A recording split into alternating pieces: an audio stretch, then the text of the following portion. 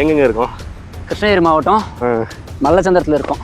மல்லச்சந்திரமா? மல்லச்சந்திரம் எங்க இருக்கு? பெரிய பெரிய ஆளுங்க, அதாவது உங்களுக்கு இப்போ சொல்ற பெரிய பெரிய ஆளுங்கன்னா ஒரு 8 அடி 10 அடி அந்த பெரிய பெரிய மெரினா பீச் மாதிரி. என்ன இது ஒரே இதில் போட்டு டிக்கெட் இல்லாமல் ட்ரெயினில் வந்துருக்கணும். நீங்க வந்துக்கிறீங்களா? பழக்கம் இல்லை. பழக்கம் யாரோ பண்ண போராட்டத்தை நான் பண்ணணும்னு நீங்க பேர் வாங்கிருக்கீங்களா? இப்போ இல்லை. அப்பனா உங்களுக்கு அது வாய்ப்பு. ரயில் தண்டவாளத்தில் தலை வைக்கணும். தலை வைக்கணும் அதெல்லாம் கிடையாது. தலையை வச்சா நம்ம தலை என்னங்கிறது அதெல்லாம் வாய்ப்பு. போனா கொலை கொள்ளை கற்பழிப்பு எங்க பார்த்தாலும் அம்மா மண்டா டிவி வச்சிருக்காங்க. என்னடா இது அப்படின்ற மாதிரி தான் இருக்கு. நாடா இது சுடுகாடான்ற மாதிரி தான் இருக்கு. அதுக்கு நாட்டில் இருக்கிறது சுடுகாட்டில் இருந்துடலான்ற மாதிரி தான் இருக்கு. நம்புறீங்களா தெரியல. 8000 ஆண்டு கணக்கான கருத்துட்டைகள் இருக்கு. 1 2 கிடையாது. கிட்டத்தட்ட அதாவது எடுத்து வரலாற்று இந்திய தொழில் துறையிலேயே சொல்லியிருக்காங்க. இப்போ நான் என்ன சொல்லுவேன்னா 8000 ஆண்டுகளுக்கு பழமையான மனிதர்கள் வாழ்ந்த இவ்வளவு ஒரு பெருமை ஒரு வரலாற்று சிறப்புமிக்க ஒரு இடத்த எந்த அரசாங்கம் வந்தாலும் கண்டுக்கிறது இல்லை. எல்லாம் இது கொஞ்சம் பெரிய மனிதனுடைய அந்த ஒரு கருத்துட்டையா இருக்கு. 8000 வருடங்கள்னா நிச்சயமா அது மன்னர் ஆட்சிலாம் கிடையாது. கற்கால ஆட்சி, கற்கால மனிதர்கள். நானும் வந்து ஒருவேளை உள்ள போகும்போது இது விழுந்துச்சுன்னா அப்படியே மூடிட்டு போங்க. அப்ப நம்மளுக்கும் ஒரு இது கட்டி கருத்திட்டை தான். கருத்திட்டைக்கு வந்து கருத்திட்டை ஆனது தான் மிச்சம்ன்ற மாதிரி தான் இருக்கு. எப்பா இந்த மரவட்ட மாதிரியே இல்லை அது பார்க்கறதுக்கு அதே மாதிரி தான் இருக்கு. இங்க வருங்க. உடனே புதுசாக சொல்லி இதெல்லாம் இவங்க விளையாடுனது, தற்கொலைங்க விளையாடுனது. இதெல்லாம் பார்த்துக்கோங்க. அது மூளை உள்ள மனிதன் மக்களே. அது வந்து உண்மையிலேயே மனுஷன் கட்டுனது. மூளை உள்ள மனுஷன் கட்டுனது. இது வந்து தற்கொலைங்க கட்டுனது. இது யாரும் இப்போ கட்டிருக்காங்க. இப்போ கட்டிக்கிறாங்க. ஆமாம். வரலாற்றில் இடம் பிடிக்கிறேன்னு சொல்லிட்டு வந்திருப்பாங்க. ஈஸி தான். ஒரு ஆட்சி வந்து நம்ம உட்கார வைக்கிறது தான் கஷ்டம்.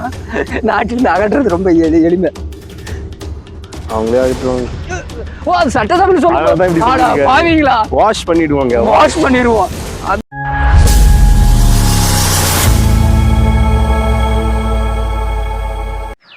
அனைவருக்கும் வணக்கம். இன்னைக்கு நம்ம எங்க இருக்கோம் அப்படின்னு பாத்தீங்கன்னா, எங்கெங்க இருக்கோம்?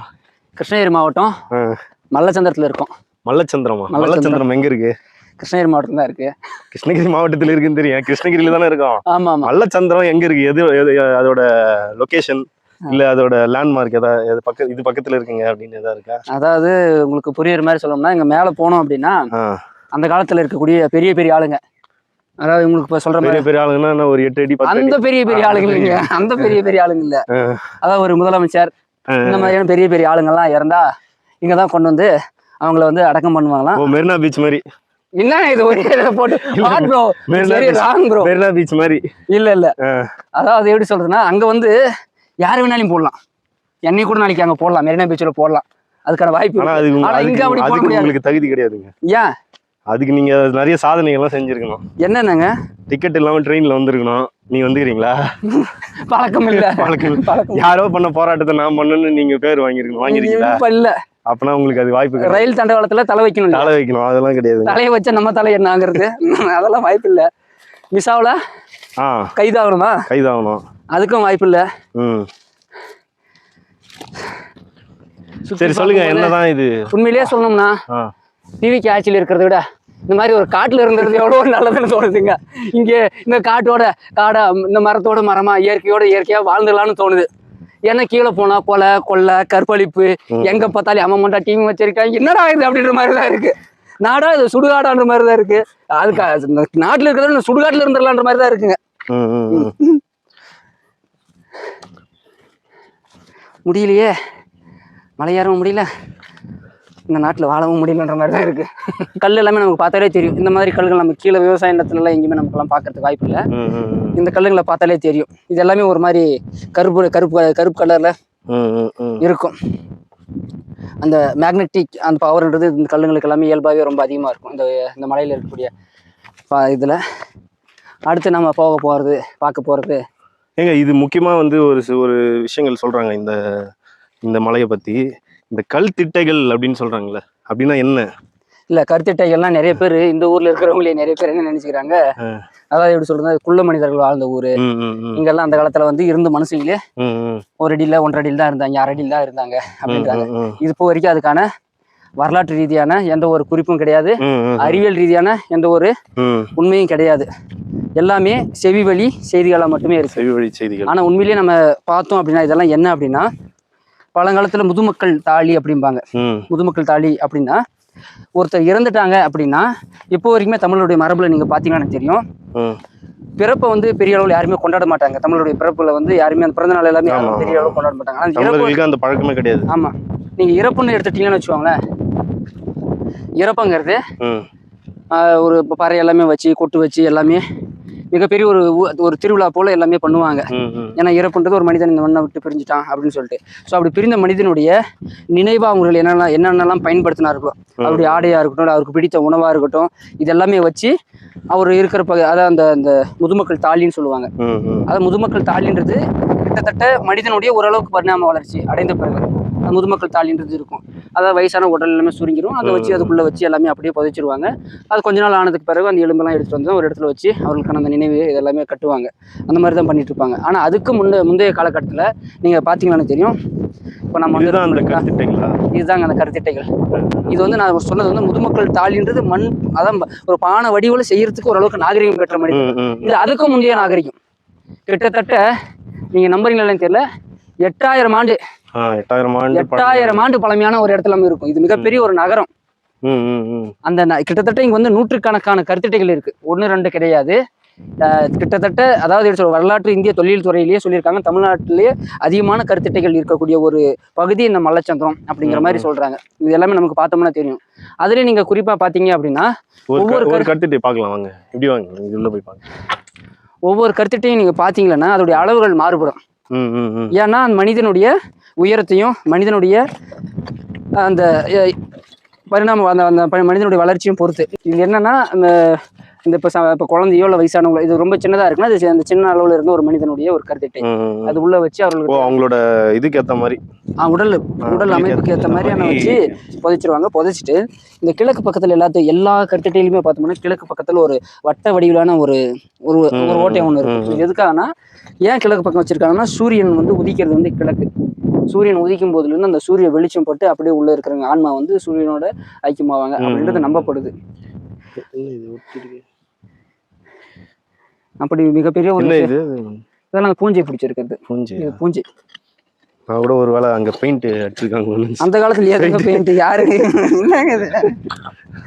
நேரலா கட்டிருப்பாங்க, ஏஷியன் பெயிண்ட்ஸ் எல்லாம் அந்த காலத்துல அடிச்சிருப்பாங்க நீங்க நினைக்கிறீங்களா? இது முழுக்குமே எல்லாமே பாறைகள் தான். எல்லாமே கிட்டத்தட்ட நம்ம ஒரு சுடுகாட்டுல இருக்கோம். ஆமா கரெக்டா, சுடுகாடு தான். சுடுகாடு மாதிரி. சுடுகாடு மாதிரி எல்லாம் இல்ல, சுடுகாடே தான். இங்க இதுல நமக்கு வந்து இங்க ஒரு சில கல்வெட்டுகள் எல்லாமே இருக்கு. அந்த கல்வெட்டு எல்லாமே பார்ப்போம் வாங்க. இதை நமக்கு சொல்லும் போதே நமக்கு எவ்வளவு ஒரு பிரமிப்பா இருக்கு. கிட்டத்தட்ட ஒரு 8000 வருஷத்துக்கு முன்னாடி மனிதன் வாழ்ந்திருக்கான அடையாளம் இன்றளவும் இருக்கு அப்படின்னு சொல்லும் போதே இது நமக்கு அப்படியே ஒரு மாதிரி ஒரு புல்லரிக்குது. என்னடா அப்படிங்கிற 8000 வருஷத்துக்கு வாழ்ந்த வந்து மனிதர்களுக்கு வந்து ஒரு நம்ம இப்பெல்லாம் யோசிக்கிறோம், சமாதி கட்டுறோம், இந்த மாதிரி அப்பயே இந்த மாதிரி எல்லாம் யோசிச்சு கட்டியிருக்காங்கன்றது உண்மையிலே. ஆமா, இது தமிழருடைய மிகப்பெரிய ஒரு நாகரிகம். அங்க பாருங்க, அங்கெல்லாம் இருக்கு பாருங்க. இன்னும் நம்ம அந்த பகுதிக்கு போக முடியல, அந்த மலைக்கு மேலாம் இருக்கு. இந்த மாதிரி கிட்டத்தட்ட நிறைய இன்னும் அதுக்கு பக்கத்துல இருக்கிற மலையில எல்லாமே நிறைய இருக்கு. இதுல என்னன்னா இவ்வளவு கற்களை குவிச்சு இது எல்லாமே சேதம் அடையாத அளவுக்கு இல்ல இது எல்லாமே பெரிய பெரிய பலகைகள்னு சொல்லுவாங்க. அந்த மாதிரி தான் இருந்திருக்கு. அதுல இருந்து உடைஞ்சி எல்லாமே துண்டு துண்டா போன கற்களை தான் நீங்க பாத்துட்டு இருக்கீங்க. அப்படியா? ஆமா, இது வந்து அந்த கற்குவியல்ன்றது அதுதான். இதுல என்னன்னா இப்ப நான் என்ன சொல்லுவேன்னா 8000 ஆண்டுகளுக்கு பழமையான மனிதர்கள் வாழ்ந்த இவ்வளவு ஒரு பெருமை, ஒரு வரலாற்று சிறப்புமிக்க ஒரு இடத்த எந்த அரசாங்கம் வந்தாலையும் கண்டுக்கிறது இல்ல. இப்ப இது தொல்லியல் துறை தானே. தொல்லியல் துறையால அவ்வளவுதான் பாருங்க, எப்படி இவ்வளவுதான் என்னன்னாலும் பண்ணலாம். உள்ள கட்டுங்க எல்லாம். இது கொஞ்சம் பெரிய மனிதனுடைய அந்த ஒரு கருத்திட்டையா இருக்கு.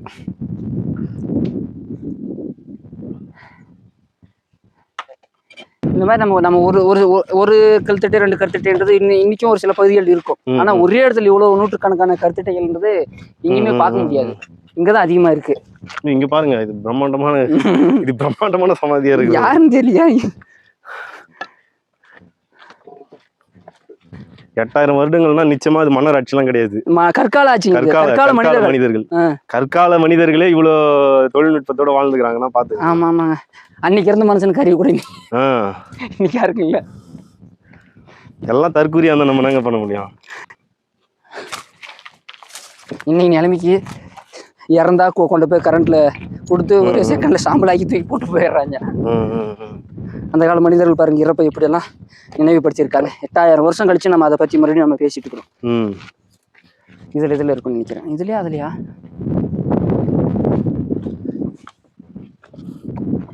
இதுக்குள்ள இருக்குங்க. உள்ள போய் பார்க்கலாமா? போக முடியுமா? எங்க அங்க ஒரு செஞ்ச அந்த ஓவியங்கள் இருக்கு பாத்தீங்களா, தொடர்வண்டி மாதிரி. அதெல்லாம் 8000 வருஷத்துக்கு முன்னே மனிதர்கள் வந்து வரைஞ்சி வச்சது. உள்ள நீங்க பார்த்துட்டு இருக்கிறதால கிட்டத்தட்ட இது வந்து ஓவியத்துல வெண்சாந்து ஓவியம், செஞ்சாந்து ஓவியம் 2 வகையா இருக்கு. இது வந்து வெண்சாந்து ஓவியம். இப்போ வரைஞ்ச மாதிரி இருக்காங்க இல்லையா? ஏன் என்ன நீங்க சொல்றதை பார்த்தா நான் வர்றது நீங்க கூட்டு வரதுக்கு முன்னாடி நான் தான் வரைஞ்சிட்டு கூட்டு அந்த மாதிரி சொல்றீங்க. அதெல்லாம் இல்லை.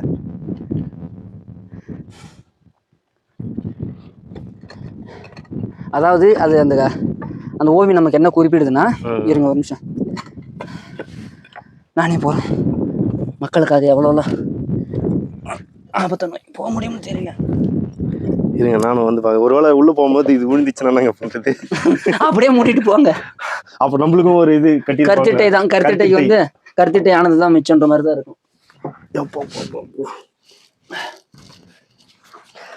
எப்பா ஐயோ உட்காருங்க. இதெல்லாம் எப்படிங்க நிக்க வச்சிருப்பாங்க? இன்னைக்கே சாயாம 8000 வருஷமா நிக்குது. இல்ல எனக்கு என்ன இந்த ஓவியத்தெல்லாம் பாருங்க எதுல வரைஞ்சிருப்பாங்கன்னு தெரியல. 1000 வருஷம் தாண்டி நிக்குது. வீட்டுக்கு அடிச்சோம்னா பெயிண்ட் அடிச்சோம்னா இந்த வருஷம் அடிச்சோம்னா அடுத்த வருஷம் வெளுத்து போயிருது.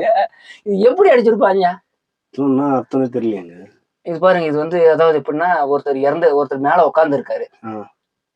அதாவது எப்படி சொல்றது, மேல ஒருத்தர் உட்கார்ந்து இருக்காரு. ஒரு மனித உருவம் தெரியும் பாருங்க. அவருடைய கை, அவருடைய கால் எல்லாமே அவர் வச்சு நம்ம எல்லாமே இங்க தூக்கிட்டு வர்ற மாதிரியான ஒரு இந்த இடத்துக்கு கொண்டு வர்றதுக்கான ஒரு இதா இருக்கும். இதோ பார்த்தோம்னா மேல ஒரு மனிதன் உட்காந்துட்டு புலி மாதிரி இருக்கும் இது அமைப்பு. இதுக்கு மேல ஒரு மனிதன் உட்கார்ந்து இருக்கிற மாதிரி இருக்கும். உட்காந்துட்டு அந்த புலியை அடக்கிற மாதிரி ஒரு காட்சிப்படுத்திருக்காங்க. இது இருக்கு, இது என்னன்றது தெரியல. இங்க ஒரு இது இருக்கு. இந்த மரவட்ட மாதிரியே இல்ல அது பாக்குறதுக்கு அதே மாதிரி தான் இருக்கு. இங்க பாருங்க. உடனே இது புதுசா சொல்லிடுறாங்க, இது மரவட்டைகள் வாழ்ந்து அதெல்லாம் கிடையாது. பாக்குறதுக்கு அப்படியே இருக்குங்க. அதனால இது மரவட்டைகள் வாழ்ந்த வீடு.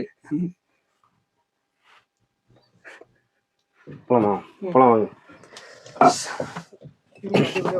ஆமா அதுதான் ப்ரோமோல போட முடியும். ஐயோ இருங்க பார்த்து இவ்வளவு ஸ்ட்ராங்லாம் எப்படின்னு தெரியலங்க. இத்தனை 1000 வருஷமா ஸ்ட்ராங்கா இருக்குன்னா உங்களுக்கு பிரச்சனை இல்லை. எப்படின்னா பூந்து வெளில வந்துருங்க. போச்சுடா.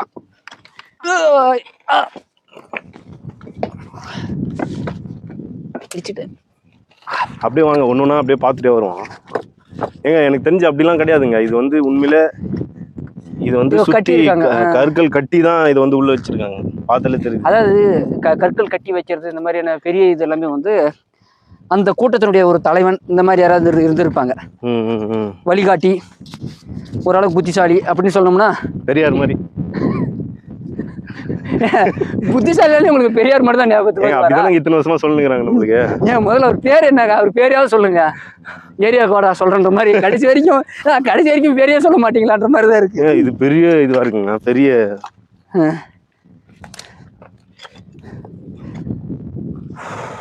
என்னங்க கீழே சிமெண்ட் மாதிரிலாம் இருக்கு. சிமெண்ட் கல்லே தான். இது பாருங்க, சிமெண்ட் மாதிரி இல்ல, இது கல்லு தான். பாறைதானா? அது ஒரு இது இருக்கு, அதை பார்ப்போம். அப்படியே பார்த்துட்டு இதுதான் கொஞ்சம் பெருசா இருக்கு, இதை கொஞ்சம் பார்த்துட்டு அப்படியே போயிடும்.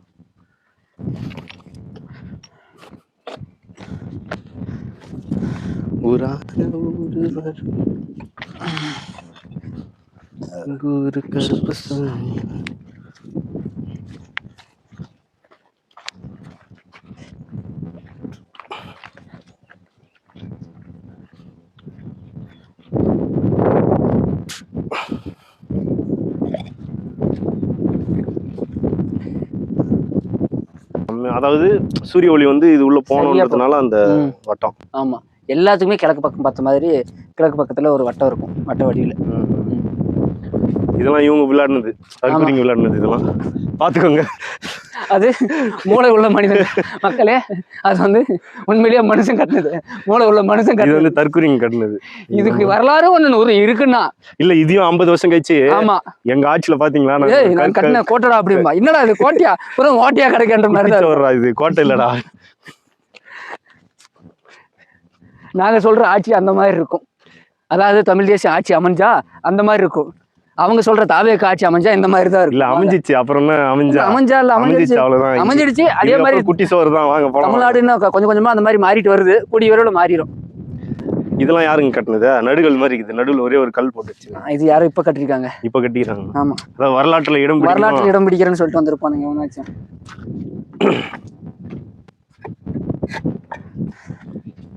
ஒரு கல் நடுவில் நிக்க வச்சுட்டு சுத்தி இந்த மாதிரிலாம் கட்டிக்கிறாங்க பாருங்களா. இதுதான் மிகப்பெரிய கருத்துட்டீங்க. இது பெருசா இருக்கு.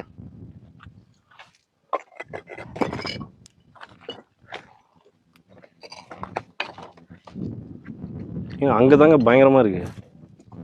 இல்லைங்க, எப்பவுமே வந்து நம்ம மனிதனுடைய ஒரு உளவியலா ஒரு எண்ணம் இருக்கு. இங்க இருந்து பார்க்கும்போது அங்க பயங்கரமா இருக்கிற மாதிரி இருக்கும். எப்படின்னா டிவிக்கு ஜெயிக்கிறது மணி வரைக்கும் ஆஹா ஓன்னு இருப்பாங்க, ஜெயிச்சதுக்காரமா ஐயோ அப்படின்னு கத்துறாங்களா. இது ஒரு கல்லு எவ்வளவு கிட்டத்தட்ட டன் கணக்குல ஒரு டன் கணக்குல இருக்கும் போல. எப்படி தூக்கி நிறுத்திருப்பான்? அது அந்த காலத்துல ஒரு ஊரே சேர்ந்து தூக்கி வச்சிருக்கும் அந்த கல்லுல. அங்க போலாம் இருக்குங்க. இந்த கல்லெல்லாம் எப்படி உடைச்சிருப்பாங்க ஒரே சைஸ்ல. கரெக்டா பழகையா. இது உடைக்க எத்தனை வருஷம் ஆயிருக்கும்?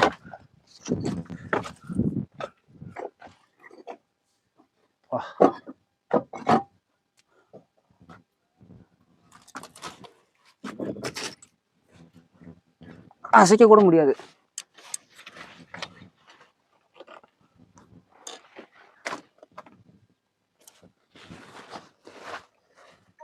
இருங்க, நான் மேல வரேன்.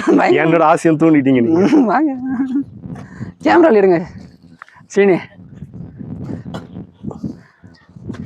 பார்த்து என்னங்க இது கல் இருக்கிறத பார்த்தா எப்படி இருக்கு? ஏறதாங்க எப்பயுமே கஷ்டம், இறங்குறதானே ஈஸி தான். ஒரு ஆட்சி வந்து நம்ம உட்கார வைக்கிறது தான் கஷ்டம். இந்த ஆட்சியிலிருந்து அகற்றுறது ரொம்ப எளிமை. அவங்களே அகற்றுவாங்க. ஏன்னா இப்ப அவங்க எல்லாம் பேசுறது, அவங்க நடந்துக்கிறத பார்த்தா அப்படித்தான் தெரியும். இங்கிலீஷே தெரியாம நாங்க ஒரு வாஷிங் மிஷின். அது கொடுமைங்க. அதுலயே எங்க அண்ணன் சிரிச்சா இருப்பாரு, கடைசியில ஒரு சிரிப்பு. அந்த சிரிப்பு தான் அவருக்கு அழகே. திடீர்னு பார்த்தா தலையில முடி கட்சி ஒரு வாஷிங் மிஷின், மண்டையில முடி வந்து மொத்தமா வெளில அனுப்பிடும். என்னடா அப்படின்னு பாக்குறேன் நானு. இங்க எனக்கு நம்ம நாம் தமிழர்ல இருந்த வரைக்கும் சரியா, இல்ல அண்ணா வேல்முருகன் அண்ணன் கிட்ட இருந்த வரைக்கும் சரியா, மண்டியில மயிருன்றது கெட்ட வார்த்தையில மயிர் இல்லாம இருந்தாருங்க. இப்ப போல மயிர் வந்துக்குதுங்க மண்டையில. அதனாலதான் அவர் சொல்றாரு நாங்கெல்லாம் ஒரு வாஷிங் மிஷின் அப்படின்றாரு. வாஷ் பண்ணிடுவோம். வாஷ் அது அது சட்டசபைன்னு சொல்ல பாவீங்களா, வாஷ் பண்ணிடுவோம். அதான் அந்த வாஷ். வாங்க போவோம்.